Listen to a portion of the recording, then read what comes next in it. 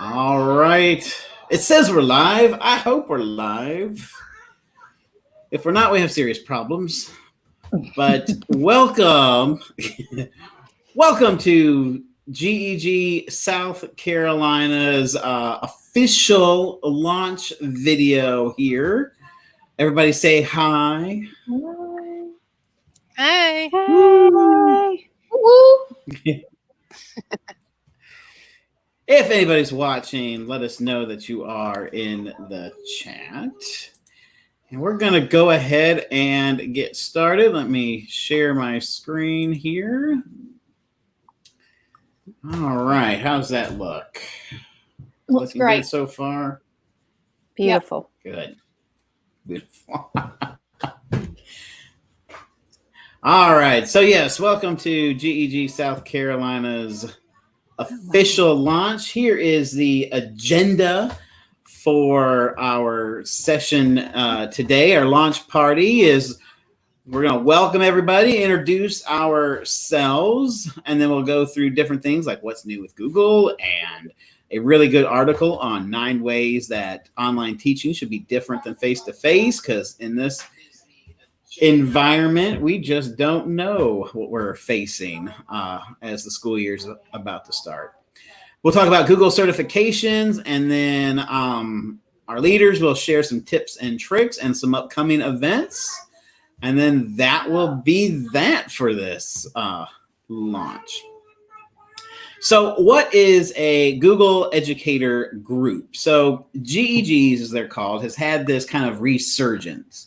They were really pretty popular probably in the early 2000s, and then they kind of died off, and then now they're under some new leadership at Google, and Google's really pushing, and now there are a lot of active groups and people that have want to take over these groups to do some really great things, and we are some of those people. So GEG South Carolina was around, and then it disappeared for a while, and then we have brought it back.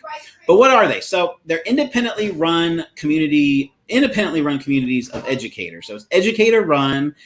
Yes, it's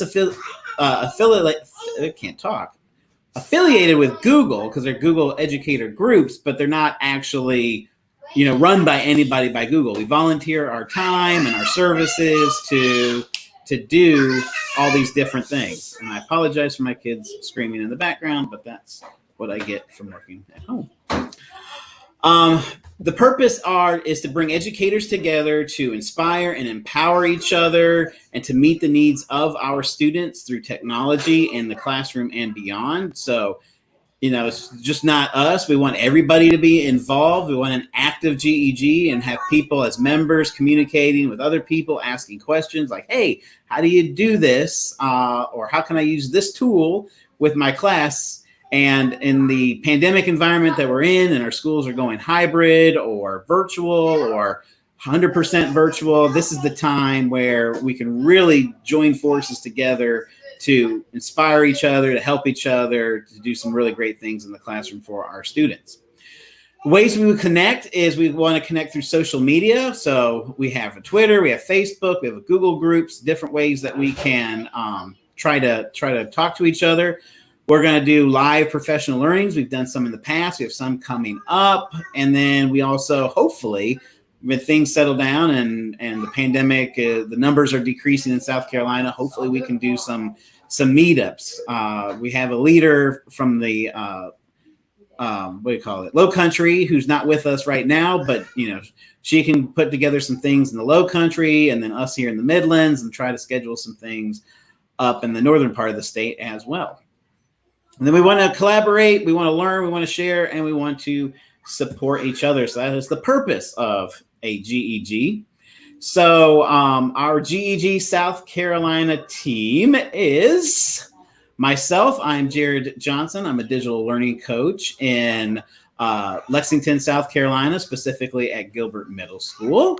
And then I'm going to pass it off to Andrea. So Andrea, go ahead and tell us about you.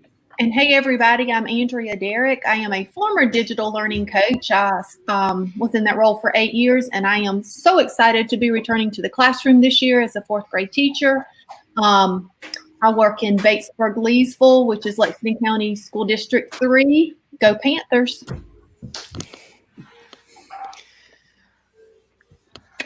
Hey everybody, I'm Kat Degar. I am a digital integration specialist, which is essentially a digital learning coach out in Crossroads Intermediate in Columbia, South Carolina. And I see one of my people. Hey, Stephanie. So I'm super excited for this year. Hey, y'all. I'm Ashley Fort. I'm a digital learning coach in Batesburg, Leesville, South Carolina. I worked with Andrea for the past 3 years, and I'm happy to be here. Then Pam Hubler, who's not with us right now, she is from the Beaufort. Now I'm drawing a blank. I want to say, sorry, Pam, if I'm messing that up. Now I'm drawing a blank. But she's also one of our leaders. Unfortunately, she got stuck at school, and so she wasn't able to join us right now. But hopefully, she might be able to join us before the end of the thing. And you can follow her at was it Sped? Let me look that up real quick. Her Twitter handle is Special Techie. So make sure to give her a follow. She's very active and has got some great things going on as well. So our origin story of how GEG South Carolina kind of came back together. I'm a Google innovator, and so I was chosen to be a part of the October 2019 cohort in New York City. And I met a lot of innovators from around the world, including Luis Pertuz from Barranquilla, Colombia. And he really introduced me to the Google Educators Group. So he's very active in his country and has a GEG. And then he's also started the Global GEG. So members of our GEG get inundated a lot with emails from Global GEG, but we'll get more into that in a minute. But through him, I learned what GEGs are. I was told at Google that the South Carolina one had died off and they were looking at trying to restart it. And I was kind of like, yeah, okay, great, sure, you know.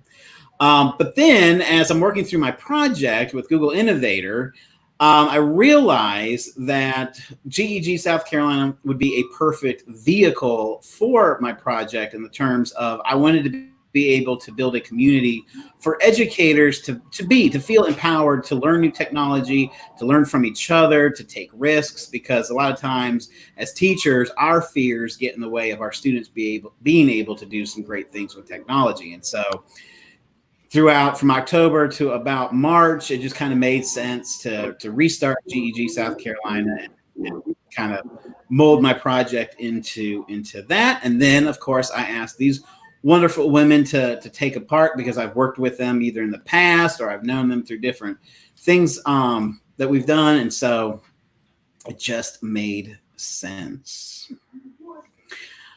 So again, where to find us? You can find us on Facebook. You can find us on the Google Educator Group and our website, Twitter. All these are linked here. The presentation itself is actually linked in the description in the video, so you can click on that, and all these things are hyperlinked to take you to those locations to join.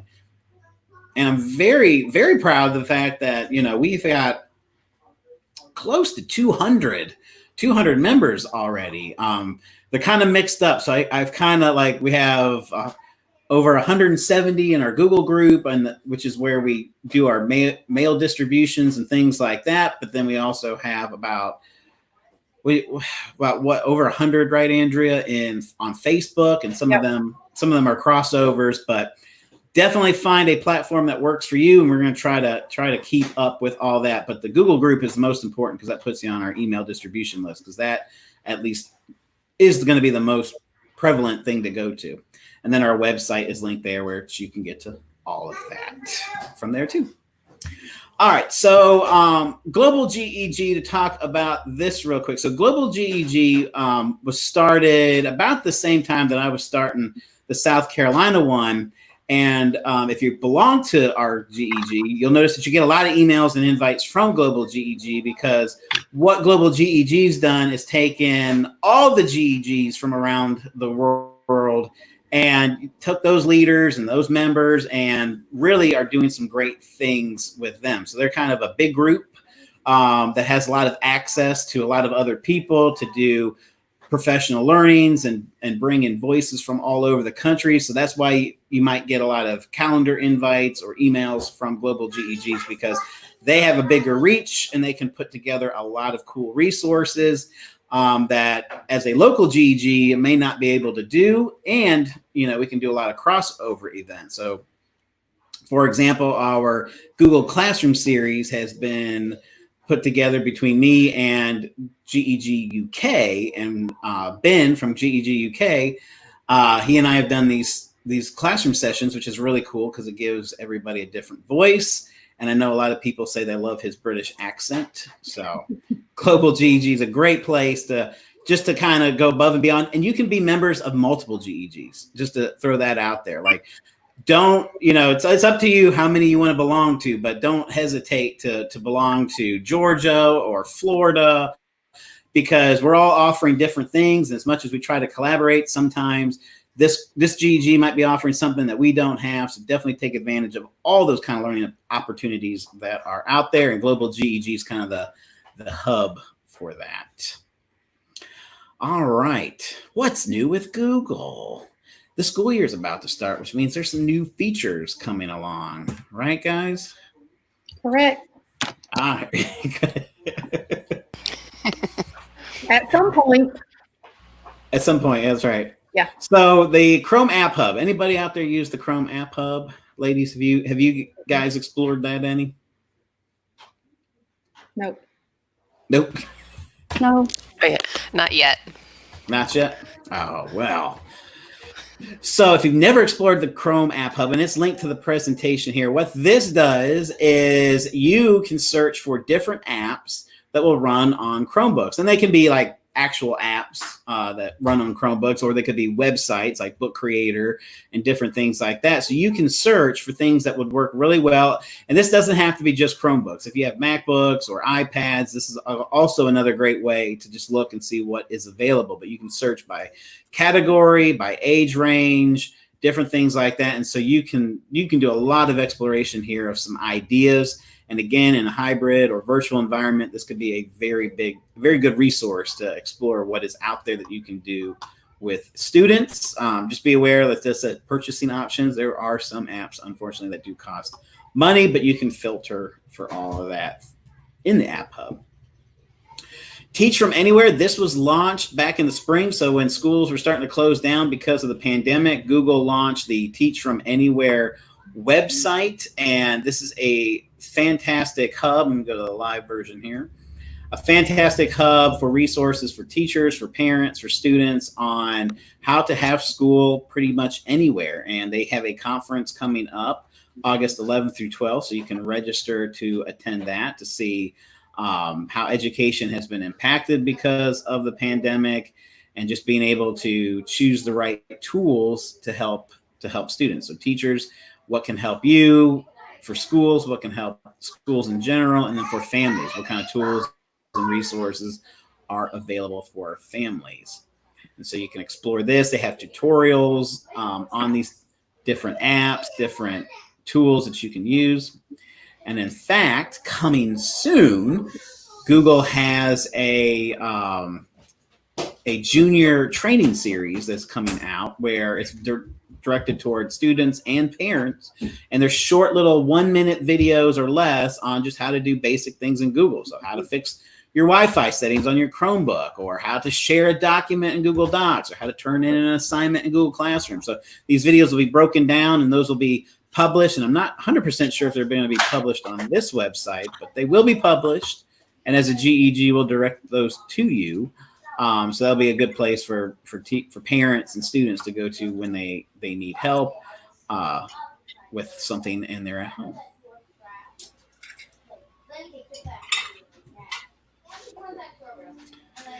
All right. So Google Meet is a is getting some new features for this coming school year. And if your district uses Google Meet, these might be good things to hear.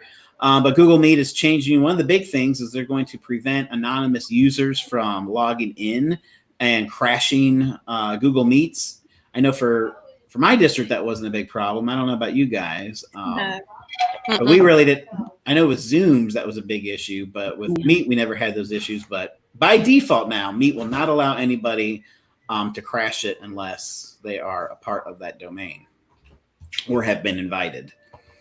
So that's a good thing. Some other things that are coming to Meet that hopefully will be coming this fall will be breakout rooms and the grid view, actual built-in grid view. So you might see some changes happening right now. So just be a lookout on some new things happening. And I think also, Jared, another addition, which will be huge for teachers, is the raise your hand. Something like that. Extension. Yes. That's been requested repeatedly. So I think that's coming in the next rollout also. Oh, and some people are saying hello. Oh, Melissa Hooker says she misses your face, Andrea. Or she loves seeing your face. So. She talked to me last week for a while. So good. Share some love in the chat. Share some love in the chat.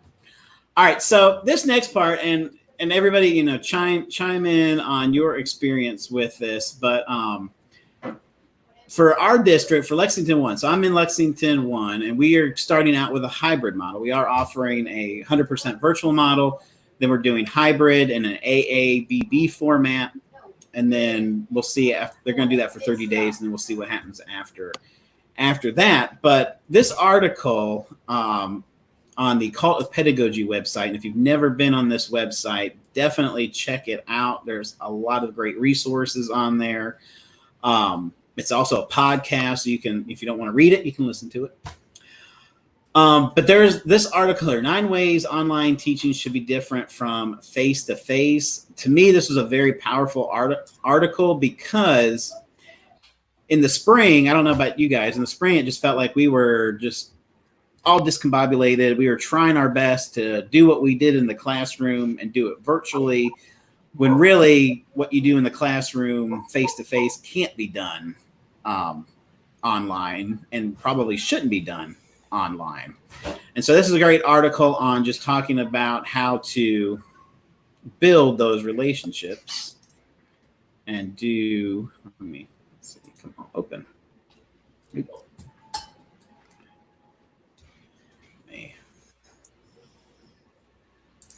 It's not opening for me. Well, anyways, it is linked there, but check out this article. Anybody got some? Oh, there it goes. Anybody got some ideas on how, on what you've experienced in terms of how online teaching should be different than face-to-face? I think really not.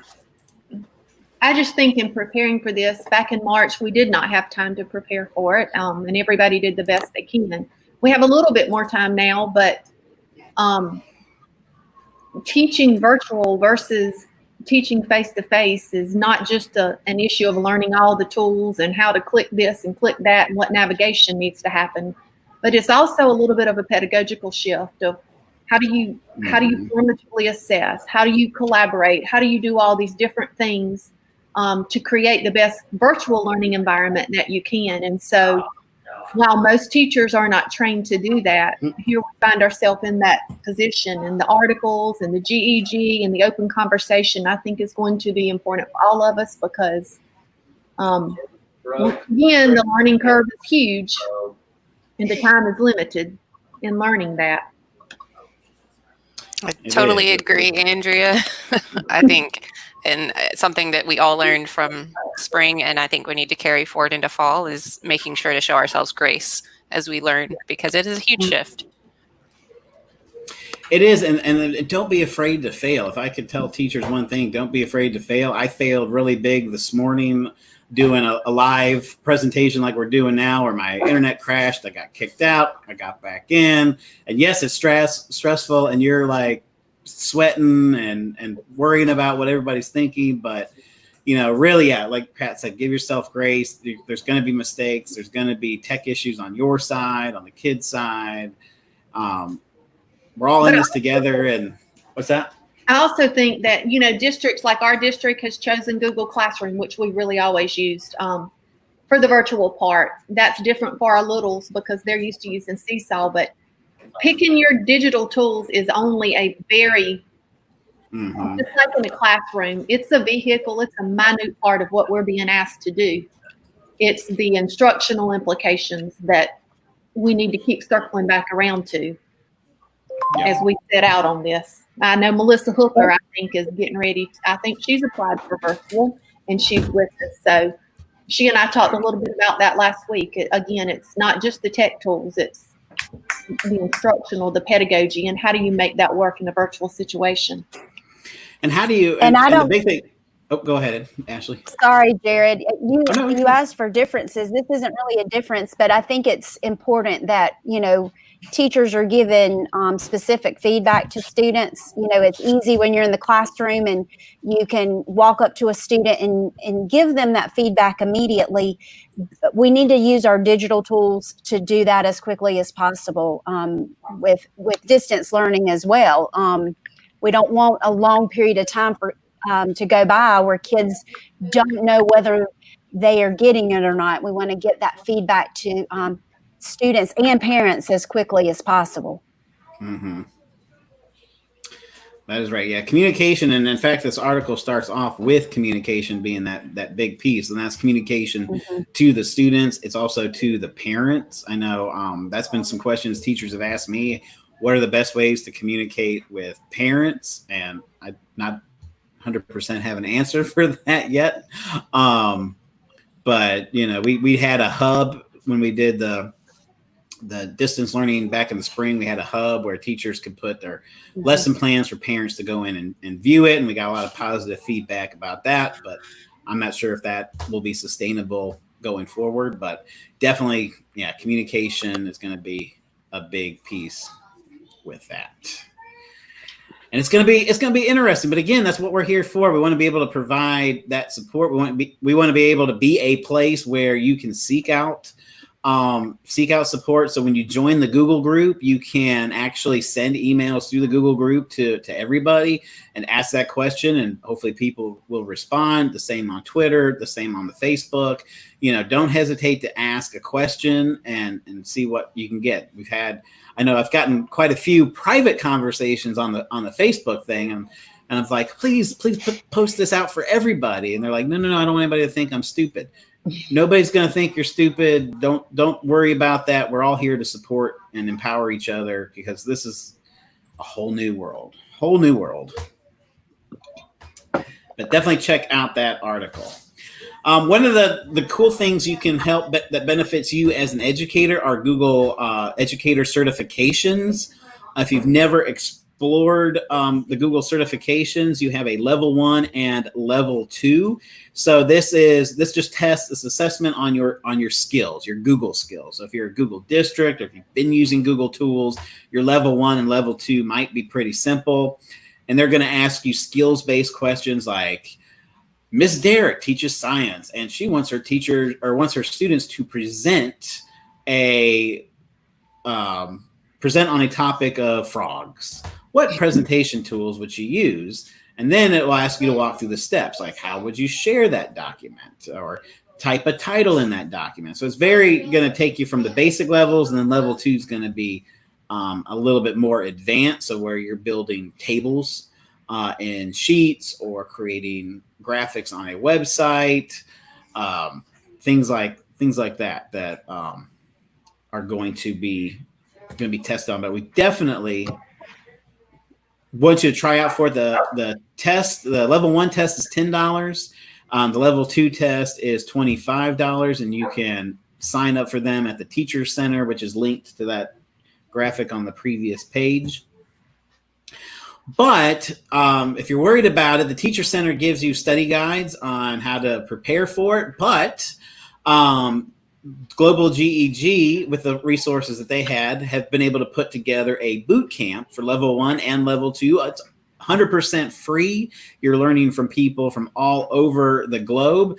They were done live. So level 1 was done back at the end of June. It was done live. Level 2 just wrapped up today in the live sessions. But the recordings are recorded to YouTube. So you go to their YouTube channel, you can watch the recordings. In fact, they're breaking them up. Instead of the 3-hour-long sessions that they were when they were live, they're in the process of breaking those up into segments. And so that way you can go through and listen to those people speak and then go and try to take the test yourself. And some districts are actually requiring it. I know in Lexington 1, it's highly encouraged, and we're rewarding teachers for getting level 1, level 2, but anybody else, or your districts? Our district is strongly encouraging, at least at the elementary level. Okay. And our district does some recertification points for completion, and everybody gets a little tag outside of their door. Yep. Awesome. Andrea, do you want to talk about Google Trainer? This is the next level. So they're kind of like in the sequential order. So you got level 1, level 2, and then you can go to trainer if you want to be a trainer. Sure. Level 1 and level 2 really are beneficial for the classroom teacher, just to learn about all of the different Google apps and products that are out there and how they can enhance your classroom. The certified trainer is actually more beneficial if you are interested in sharing your knowledge with other teachers in the trainer platform. So there are several requirements for certified trainer, and it is an application process. It's not just a test where the computer does it and it's pass or fail. Certified trainer applications are actually viewed, and you are awarded certification by other certified trainers. Mm-hmm. So one of the things you have to do, actually, you have to pass Google level 1 and level 2. And then there's also a trainer skills assessment, which is more navigational in nature and understanding the domain and platform more so than the instructional benefits that you experience in level 1 and level 2. Then you have to create a 3-minute video tutorial sharing something googly. And then after that, there is an application. And the application has some discussion questions, but one thing you need to know before you step into this process, if you choose to, is that the application, a lot of the questions ask you to share and evaluate your training. So before you jump into the certified trainer work, you will need some body of evidence that you have shared Google products with faculty, staff, different things like that, because you will be sharing those documents through the application process. Mm-hmm. And one of the reasons to be a trainer too, like even if you're a classroom teacher, you can still apply to be a Google trainer, especially if you're showing other educators in your building how to do things that are googly. But trainer also comes with a lot of good benefits. So one of the most recent benefits is having Book Creator for free, having Pear Deck for free. So there's a lot of benefits to becoming a Google trainer, where a lot of the products we're used to using as teachers, we actually get bonuses with them. We can either see the newest features or we can get them for free. So definitely a lot of good benefits with being a trainer. And then certified innovators is another one where this is kind of the cool one. This is where they can send you to Google. Now this year, the innovator cohort is actually going to be virtual. They're calling it VIA 20. But normally they are a 3-day academy at a Google headquarters, and they're across the world. So there's usually one in the United States, and then the rest of them are kind of spread out. And as a teacher, you can apply to be a Google innovator, very similar to trainer. You have to film a video talking about yourself and the problem. And what it is as an educator, you have a problem. You have a problem out there in education that you want to be able to solve. And to solve it, you want to have Google's help with that. And so you apply to be a Google innovator. You do the video, you write up your the challenge that you are having, and there's a lot of design thinking involved in this. If you're not familiar with design thinking, definitely go take a look at that, because it's like, how might we? So when I went through it, it was, how might we encourage teachers to, oh Lord, now I'm drawing a blank on mine. How might we get in the community? Yes, that's right. How do we get teachers to build community, to feel comfortable? I'm screwing this up now. It's been so long. But yeah, how do we get teachers to be more comfortable? How might we get teachers to be there? How might we get teachers to be more comfortable with technology, so that it positively impacts student learning in the classroom? That was kind of my original one, and it changes throughout the academy. The Google just wants you to come with something. Do not think of the solution. Do not have a solution in your mind, because if you have a solution or if you mention a solution in your video application, you're nixed. You can't be a part of it. So they want you to be a part of this academy, to really start thinking about your problem. How might you solve that problem? And then you get mentors, you get little cohorts, you really make a brand new group of friends through the whole process. So if you have a challenge in education that you really want to tackle, definitely apply to be a Google innovator. Especially hopefully after the pandemic, they'll go back to having the academies at Google headquarters. I went to the New York one this past year. It was fantastic. But don't be discouraged if you don't make it. It's very, very hard to make it in the first time. Many people apply 2 or 3 times to get in. So if you don't make it the first time, just know that might not be your cohort that year. That it will be meant to be. Right, Ashley? Right. Ashley applied and sadly did not make it in this year, but that's okay, because like I said, personally, I think the in-person ones, at least for me, meant a lot, because you're with people, you're in the environment. So I like I told her, it's not her cohort, the virtual one. But definitely keep applying, because like I said, they're to be honest, I don't know how I got it the first time. I was shocked. But there are people that apply 2 or 3 times and they finally make it in. So it's just finding that right project and Google thinking it's the right project to tackle that year. But definitely a worthwhile experience. Definitely go for it. Jared, we have a question in the chat real quick. Yes. What's the question? Does each certification last 3 years? I know level 1 and level 2 do. Yeah. So level 1, level 2 is 3 years. That's right. And then the trainer, actually, you have to meet requirements every year, and those requirements are 12 trainings, and you have to log those trainings and provide resources for those. And then you have to pass a little Google form quiz on Google's latest updates, the updates and all that have happened throughout the year.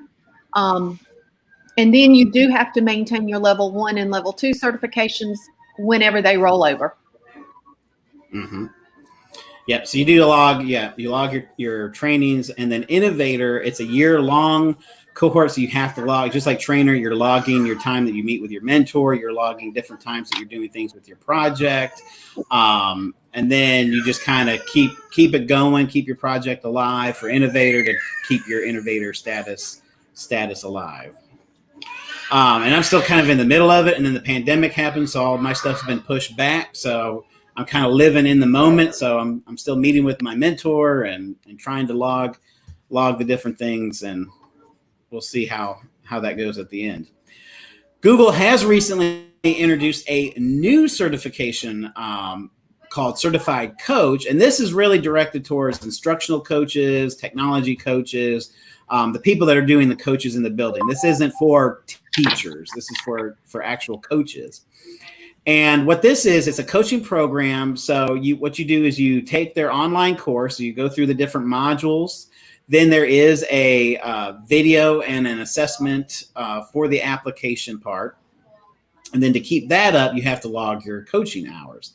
And this came out of the Dynamic Learning Project. So for the last 3 years, I've been a part of the Dynamic Learning Project as a coach, and it introduced this challenge-based coaching model. So it's really where, as a coach, you are in the thick of it with the teachers. You're meeting, you're collaborating, you're co-teaching, you're collecting data, you're learning from that, and then it's a cycle. The process kind of repeats, so until that teacher's challenge has been met. So if you are a person who is a coach, either instructional or technology, definitely go for this program. It is a fantastic coaching model. I have lived it for 3 years. I have the data that supports it. It's transformed the last school I was at. I have seen the work that the coach in the previous coach that was in my building, she was also a part of it. I have seen how that has transformed Gilbert to where it is now, and I hope to continue that moving forward. So it is definitely a worthwhile program. So check it out.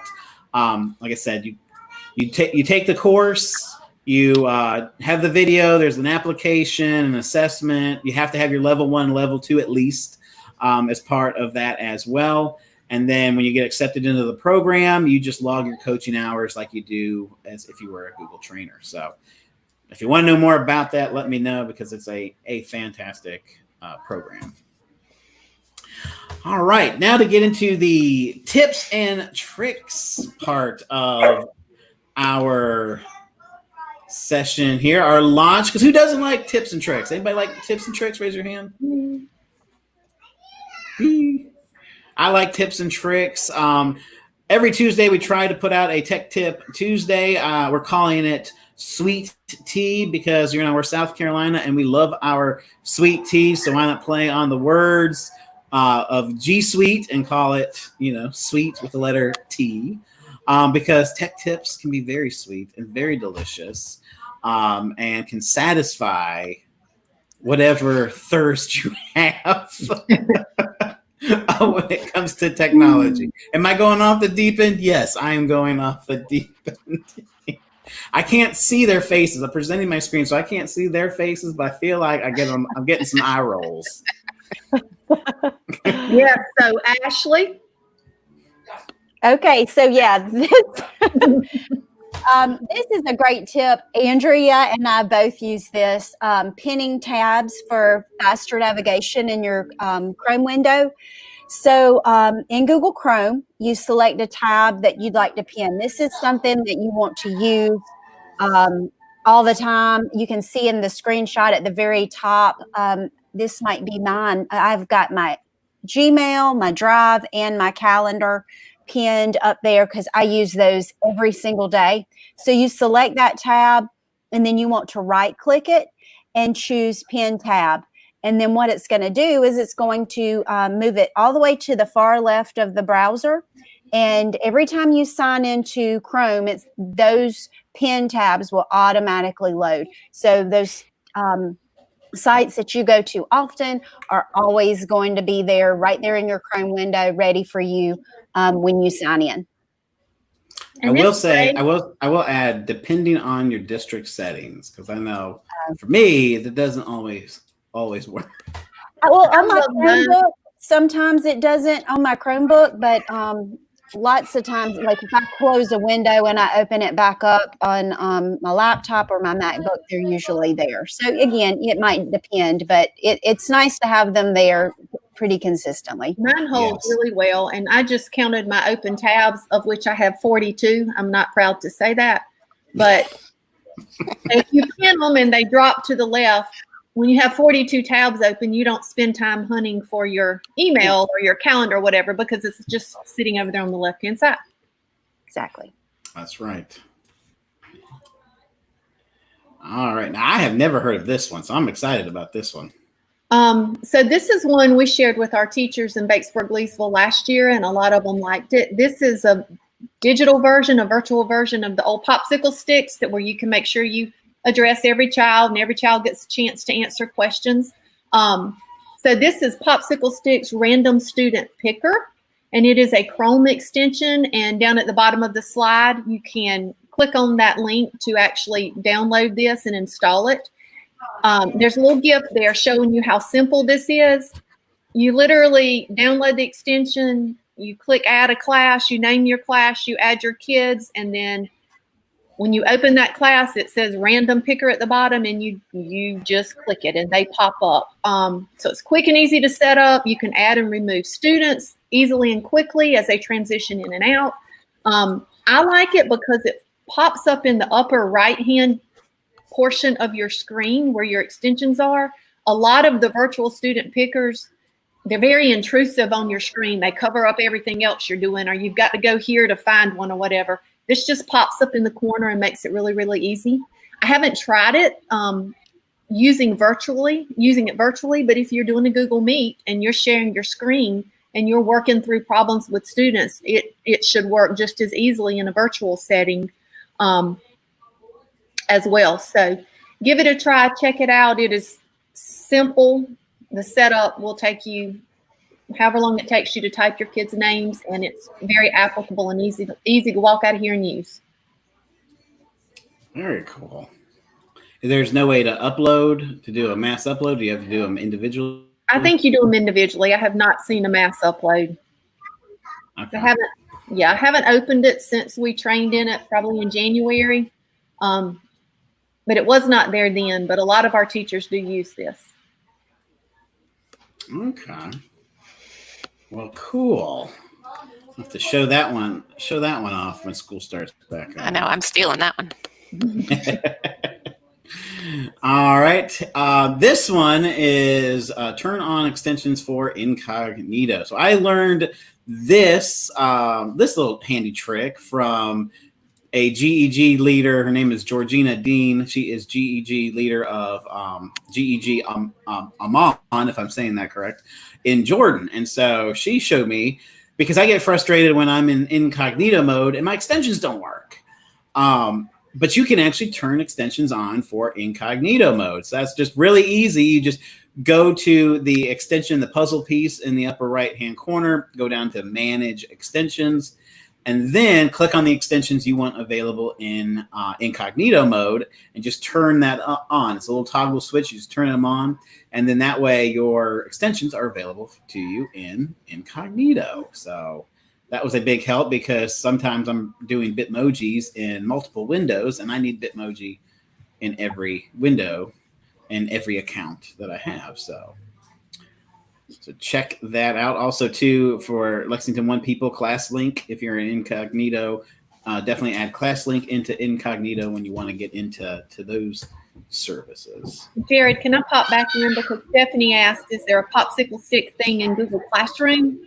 And there is a random student generator in Google Classroom, but it only works if you are using your phone and you're using the app. Okay. It doesn't work from your computer, but it does work in the app on your phone. Oh, okay. Well, they need to bring that to the regular version.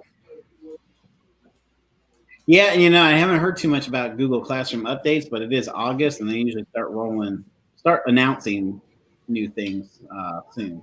That was an app update last school year, at the beginning of last school year. Okay. All right. So, who had this one? Me. So for those of you who are a Google district and are using Google Meet, when we first started, you could only see like 3 kids, which makes it a little difficult to scan the room.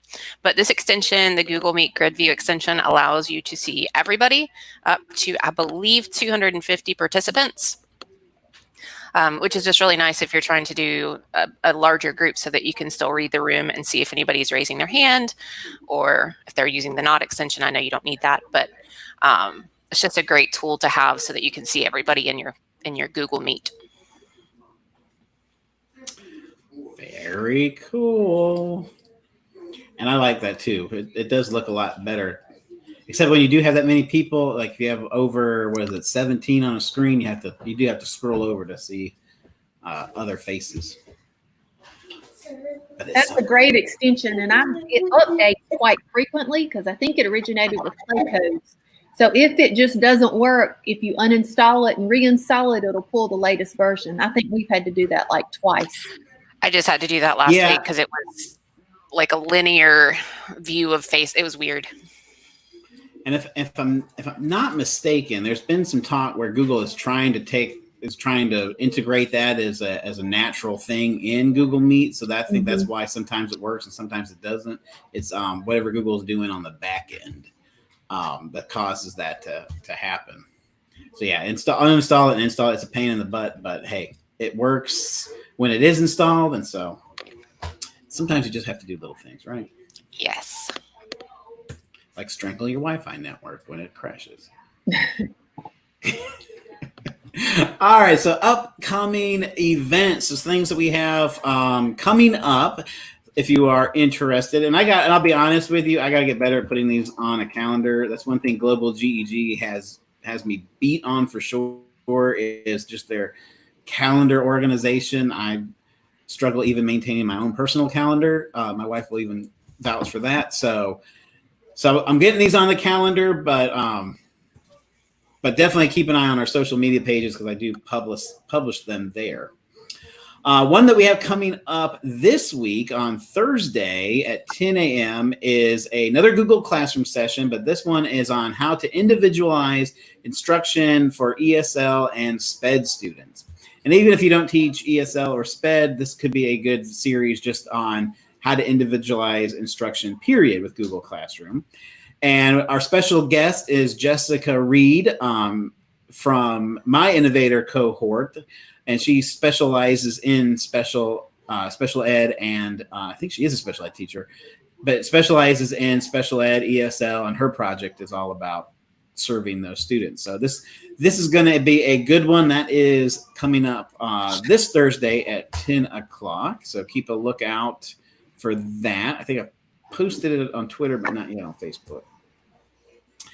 Coming soon, we had been requested more Ben and Jared series on Google Classroom, and one of the ones that have come up in the feedback is people want to know all about what the students see when they log in. So we touched upon it, but everybody wants to have more of that. So Ben and I are coming back with our terrible jokes and British sarcasm. I have the terrible jokes. He has the British sarcasm. And we're going to do that. He's on vacation, so we'll get, as soon as I have a date for that, we will put that on there. And then another one coming up that I don't have a date for yet, but hopefully soon, and that'll be Edpuzzle, leveling up your video instruction with Edpuzzle. Has anybody here used Edpuzzle before? Anybody in the comments used Edpuzzle before? Mm-hmm. Was that a yes or no? Yes. Yes. Okay. Sorry. So Edpuzzle, yes, Jared. I know. And then there's a delay on my phone, so I can't even tell. But yeah, Edpuzzle. So Edpuzzle is really neat. So under the free account, you get 20 videos, but you can change those videos out. So if you're done with one, delete it. You can add another one back in. But you can capture YouTube videos, and there's an extension that allows you to capture a YouTube video. It integrates with Google Classroom really well.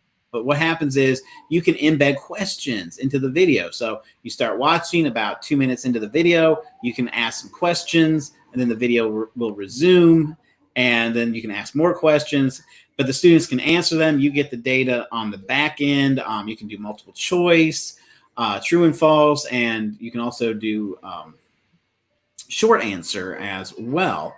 And it's really a really fantastic tool. Like I said, you only get 20 on the free account, but you can kind of keep switching those out.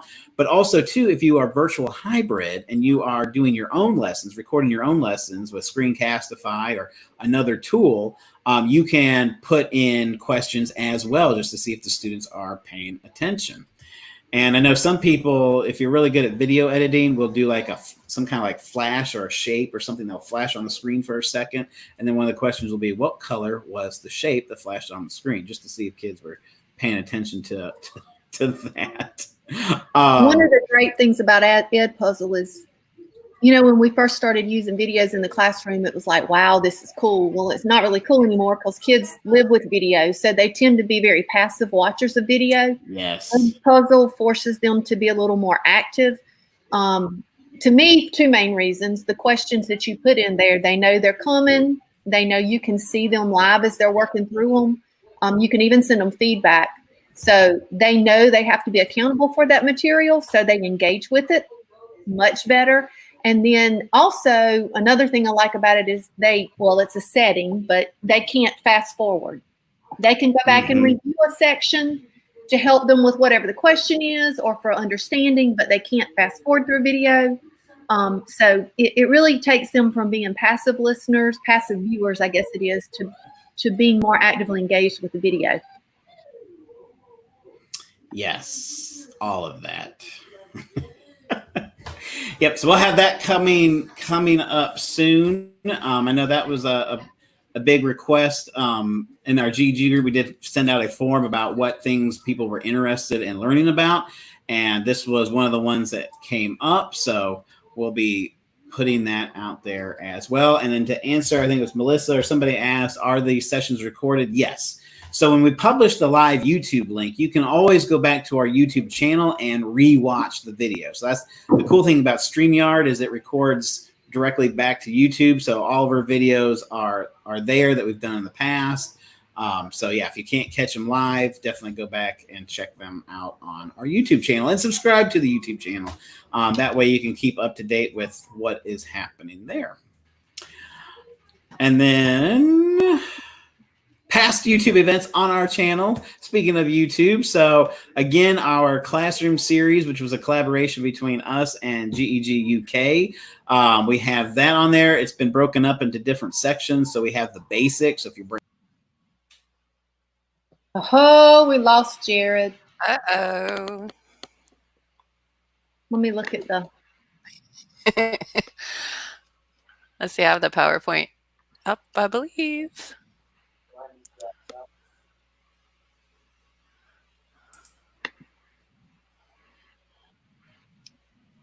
So he was talking about the Google Classroom Yes. series. Is that right? Okay. Let's see. The next one, I'll jump to the next one because I can see it and I'm a little more familiar with it. Okay. Coming July, well, actually, this has already happened, July the 17th, so it will be in the same place that he just mentioned in that previous slide, putting the form informatives. So that is actually using Google Forms for formative data gathering and formative purposes in your classroom. So that recording is there if you'd like to check that out. I actually watched a little bit of that, and it's pretty good. And then one of the very, I'm sorry, go ahead. I was going to do the next one, Andrea, if that's fine. Pam from the Low Country is going to present, well, she has presented on Wakelet in the classroom. And I actually saw her Wakelet presentation at the Midland Summit last year. It was for teachers. So this is, she uses Wakelet a lot, I think, with her teachers and with students. So that's probably a good one to check out. It's a great curation tool, and you can link all sorts of things in your Wakelet to present to students. So if you're looking for a really good place to put all of your students' resources, this is a good presentation for you.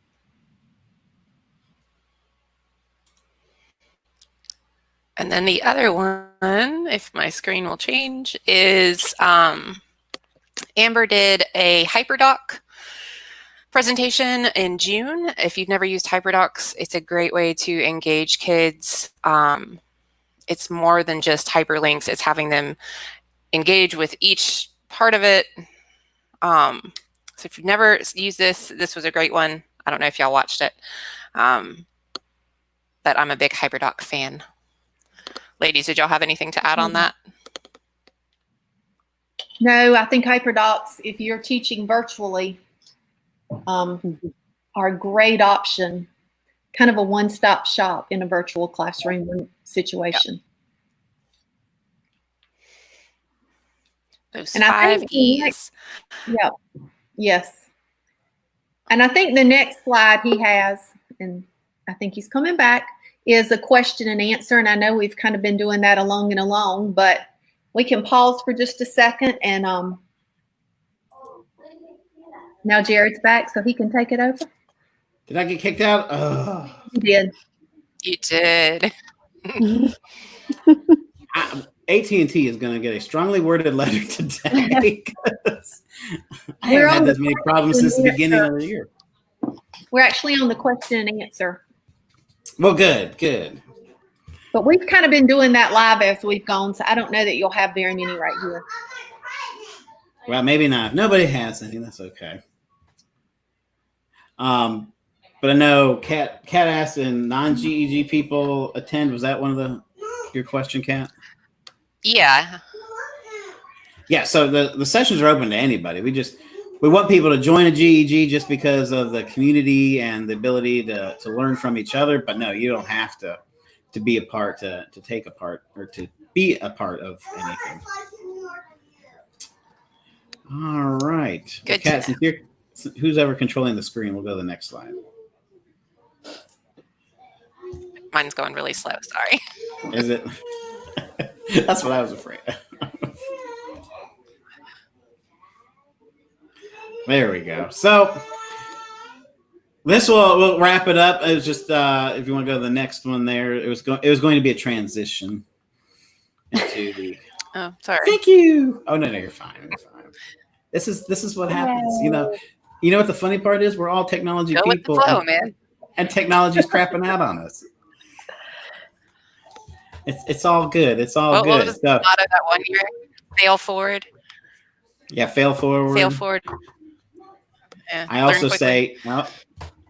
also have a running joke where, technology is like a show dog. You take the dog on stage, it might do its tricks. You hope it does its tricks, but there will be times where it just takes a dump on the stage. And so today, there's those bad jokes again. Yeah. So today, my dog is taking the crap. You can tell I didn't make this slide because I wouldn't have had that tiger paw on there. Yeah. Hey, I'm trying to be representative of all of South Carolina, Andrea. There you go. Well, we appreciate everybody for joining us live. Definitely reach out to us, especially if you're watching it after the fact. The presentation is linked in the description below, and we hope to see you guys out there. Let us know what you need too. If there's any other trainings or sessions we can help you with, let us know, because we can try to pull our resources and put together some more learning opportunities.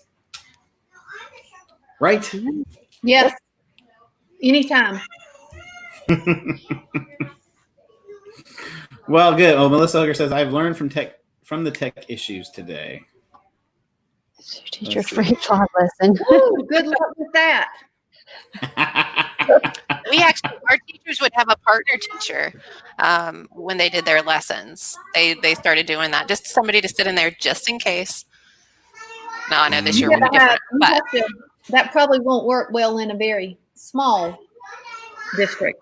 No. Yeah. And I will say, let me throw this out here too. If anybody who wants to help with our GEG, if you feel like you want to step up and be a leader as well, don't hesitate to reach out to us. The more help we have, the better we can be. So if you're interested in helping out or leading some sessions, if there's a tool or a tech tip or something you've done in the past, let us know. We'd love to host you in one of these as well. Yes, and share with your friends, because the power of the community is the number of people in the community and the people that can open up, ask questions, share their resources. I know before Jared started the South Carolina one, as a digital learning coach, I was already following and shooting questions to GEGs across the nation, and especially the one in UK, because they're fabulous. So it's kind of exciting that we can have our own community right here where we are, and of course invite people from anywhere, but it's exciting to have an SC GEG. Yep. Thanks, Jared. And we're open to Jared. everybody. You're welcome. You're welcome. I should really thank Luis from Global GEG, because if it wasn't for him at the Innovator thing really burning my brain with GEGs, it would never have dawned on me. So I'm glad we're here. I'm glad we were able to help. And yep. So that's all from us, unless anybody else got anything they want to share. Nope, that's it. I think that's it. All right. Well, thank you, everybody. We appreciate you watching, and we will see you out there on the interwebs. Bye. Bye. Bye, guys.